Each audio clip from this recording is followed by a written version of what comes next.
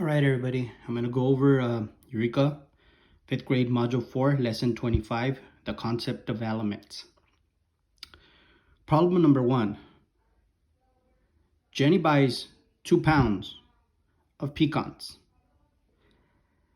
Part A, if Jenny puts 2 pounds in each bag, how many bags can she make? Well, this problem would be like 2 divided by 2 because she's putting 2 pounds into the bag, so she could only make one bag. She can only make one bag.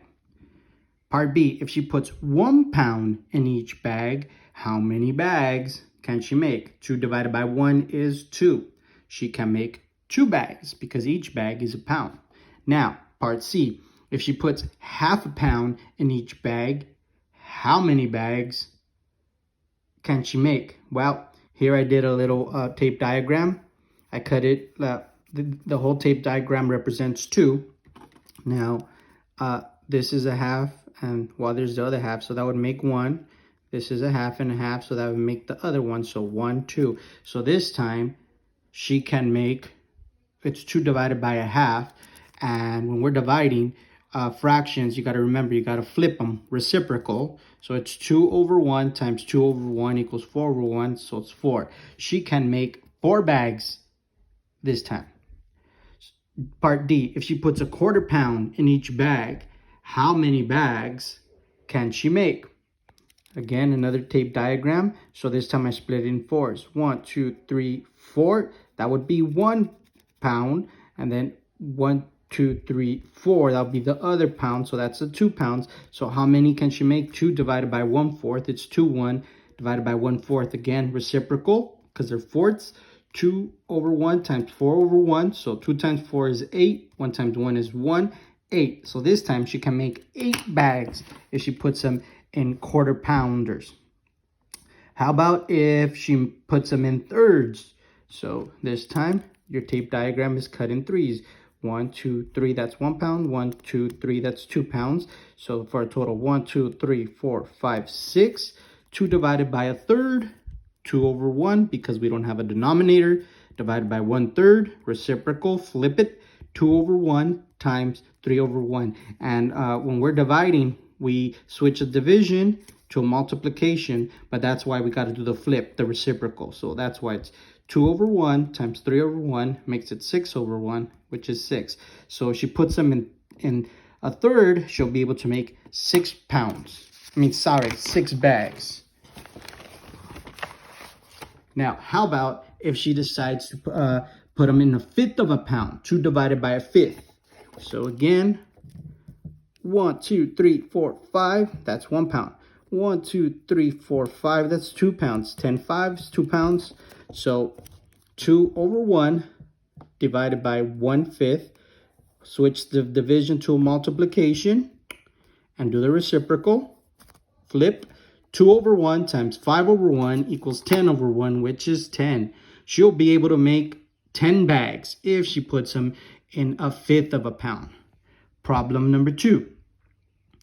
Jenny buys 2 pounds of pecans.